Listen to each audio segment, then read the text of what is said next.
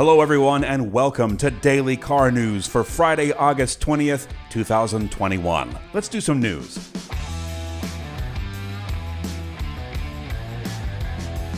So our first couple of stories have to deal with Tesla. The first story is a speculation or rumors that we hear of a super long-range Tesla Model Y.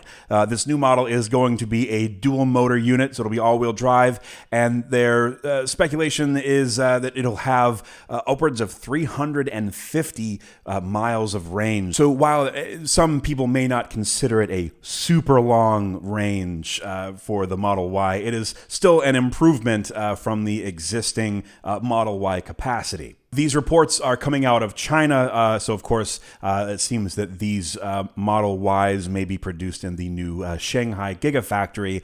And to that end, there are a couple of Model Ys, right-hand drive Model Ys that are in testing in Australia, which is a country that doesn't have a Model Y yet. So pretty cool stuff regarding the Model Y.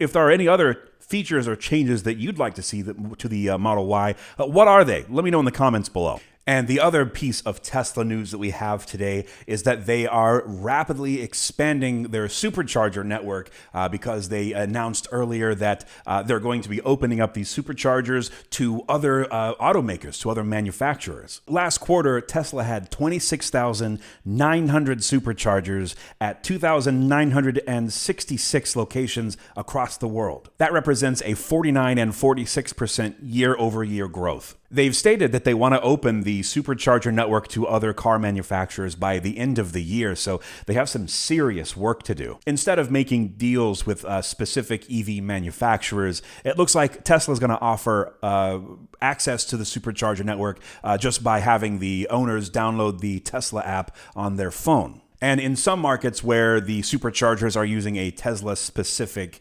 plug, like here in America, they will also offer adapters on site. So, of course, this is going to offer a rapid increase in traffic at these Supercharger locations. Some of these locations are already slam-packed, especially in areas where the market is strong with Tesla sales. Places, of course, like Los Angeles, where they plan to more than double the existing Supercharger network. So keep your eyes posted on Indeed for some Tesla job listings. And this comes at a perfect time because the government just set aside $7.5 billion to fund EV infrastructure, but one of the requirements to receive funding was that the infrastructure had to be accessible by more than one automaker. So I see what you're doing, Mr. Musk. Next up, let's talk about Lucid. I have been watching Lucid for a really long time. I'm a huge fan of the company. I'm a huge fan of the car. What a gorgeous car. The Lucid Air is their flagship sedan, and as far as I know, the only model that they offer. They were supposed to start deliveries in spring of this year, but they missed that deadline and really didn't give a straightforward answer as to why. But the Dream Edition of the Air, which is the first pre-order version of their sedan.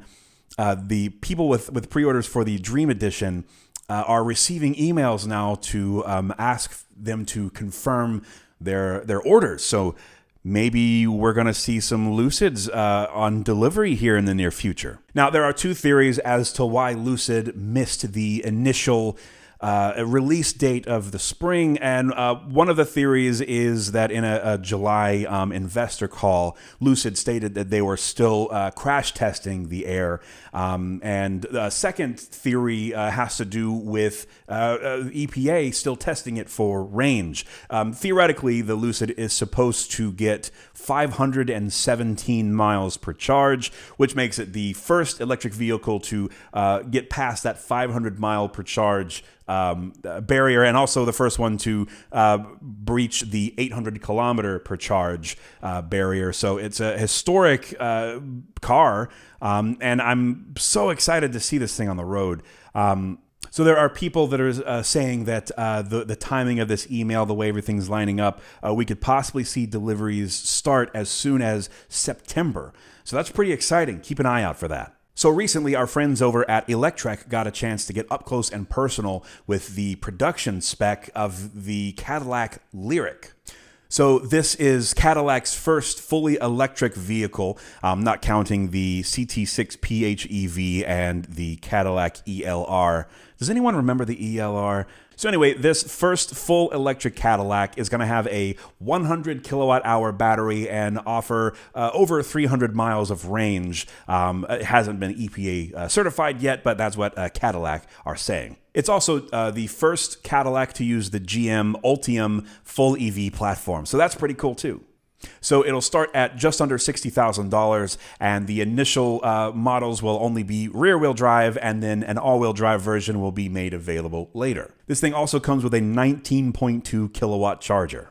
That means if you have a 100 amp circuit at home, you'll get a 100% charge in around 5 hours. That is insane. If you're charging DC, you'll get about 75 miles in 10 minutes or 195 miles in about 30 minutes. Also insane. Now, the Lyriq will not have a frunk because the front of the car is being used for space to house, of course, that massive 19.2 kilowatt charger, the optional front motor for the all-wheel drive version. But that being said, there is a lot of additional storage in the rest of the vehicle because, of course, there is no exhaust, there are no drive trains or anything under the car. So it's going to free up a lot of space for storage. And I mean, just look at the rear roof line of this thing. Holy C-pillar. Wow. I love the design of this thing. It is absolutely gorgeous. It's also going to come with Cadillac's Super Cruise, but it'll be a further upgraded version from what the Bolt EUV has. So not only will it be able to change lanes automatically with a blinker, it'll also change lanes when it detects that there's a slow car in front of you and a faster lane that's free next to you. So this thing is going to be a nice little highway cruiser. Of course, Super Cruise only works on designated roads, mostly highways, but still, that's just going to be so comfy. Can you imagine cruising around in a battery-powered Cadillac? We should see this thing go into production in 2022 for the 2023 model year, so I'm so excited. Man, all these EVs that are coming out, we're finally having a much larger selection of automakers. Which EV do you have your eyes on? Let me know in the comments below. So I want to round out the EV news with something really unique and really cool. So all of my hot rodding friends out there and DIY mechanics will be very familiar with the concept of a crate motor. Basically, you're buying a brand new motor that's fully assembled and ready to go from a manufacturer, be it Chevy or Ford or Dodge. Ford is now releasing an EV crate motor. How cool is this? Specifically for, resto mods, conversions, project cars, and that sort of thing. It's only 22.5 inches long. So that's pretty awesome. So Chevy did something like this recently where they put an electric motor and the battery pack out of a Bolt, a 60 kilowatt hour battery pack, into a K5 Blazer. It had 200 horsepower, 266 pound-feet of torque. And it just is, these EV resto mods or EV conversions are becoming much more popular. So I think that it's a genius idea from Ford to get into this market as well. Seeing that Chevy was using some gear from the Bolt, maybe Ford could toss in some gear or batteries from maybe the Mach-E or the Lightning. I'm really excited to see what people do with this crate motor. I think it's super unique, and I can't wait to see what YouTuber buys one first and slaps it into a Volkswagen Beetle or Miata. Who knows? The possibilities are limitless. So we have more news of production woes from the semiconductor shortage worldwide, and the newest automaker to be affected is Toyota. Looks like they're going to be scaling back production by 40%. Instead of their 900,000 original projected vehicles, they are going to scale it back to 540,000. Up until this point, Toyota was chugging along as normal. They had a stockpile of semiconductors that they had basically hoarded after the 2011 Fukushima reactor disaster. So up until now, they've been working through their backlogs, their reserves, and it's now hitting them really hard. It looks like the Tacoma and Tundra production lines will be mostly unaffected, as those are made in San Antonio. I think those are just so profitable, and they sell so well that there's no reason to slow that down. But it looks like we are going to see far fewer 2022 Toyotas than we had anticipated. So now let's switch over to Hyundai. Hyundai is releasing an N version of their Elantra. N, of course, is their performance line of cars. Most notably right now, the Veloster N, which is just hot hatchback perfection, an absolutely incredible car. So basically, they're giving the same treatment to the Elantra. It's going to have a 2-liter 4-cylinder engine with a turbocharger, which is just like the recipe for perfection in my book as of late. You just can't beat a direct injection turbo 4. Yeah. Anyway, it's going to have 276 horsepower. You can get it with a 6-speed manual, which is incredible.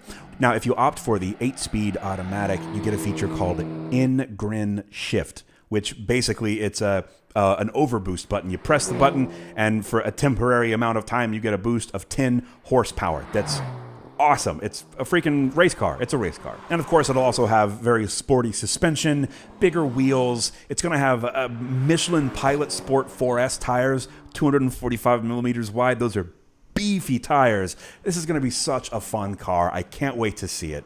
It's a 2022 model year, and it should start somewhere around the $35,000 mark, just like its Veloster N cousin. So as I'm sure we've all heard by now, Rimac has purchased 55% of Bugatti, the other 45% being owned by Porsche.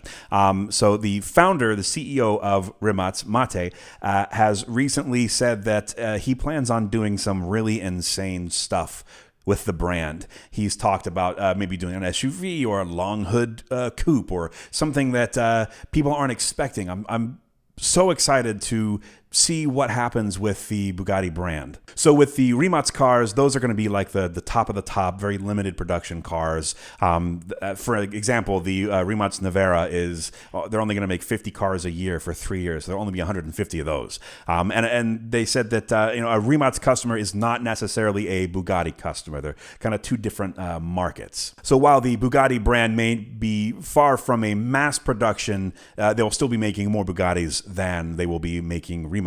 And to wrap up our news day, kind of a funny but also kind of a bummer of a story. An 80-year-old man in Australia was pulled over for doing 113 miles an hour in a 62 mile per hour zone. He was fined almost 2,000 Australian dollars and lost his license immediately. What was he driving? A first-generation Subaru Impreza WRX. I mean, quintessential car. Poor decision on the 80-year-old's behalf. They've been having, in that area specifically, they've been having a lot of fatal crashes recently. But man, 80 years old doing 113 miles an hour. That's a man after my own heart. And that about does it for the news today. Thank you so much for watching. You can find all of our social media links in the description below. If you like the video, go ahead and smash that like button to the whole YouTube thing. Consider subscribing to the channel. It's totally free. And give us a comment below. What do you think? What would you like to see Bugatti do with their upcoming models? And we'll see you next time. Thanks for hanging out. Have a great weekend.